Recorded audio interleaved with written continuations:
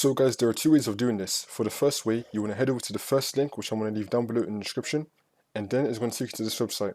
Then you want to scroll down, and then you can search by product category, so GeForce, Titan, and then you can go with your graphics card series,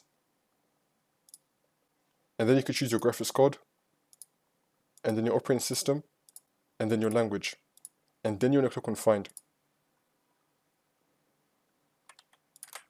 And now you want to look at the release date, and then see if this is applicable to you. And then you want to click on View,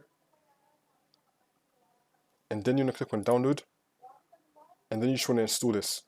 And now for the second method, which I recommend highly over the other one, is you want to download GeForce Experience. I'm going to leave a link to this website down below in the description, and then you just want to click on Download Now, and then you want to install this. And now once you have it installed, you want to head over to the Drivers tab, and then you want to click on Check for Updates. And then it'll just tell you automatically if you have the latest driver or not. And if you don't, then you can just download it through this application.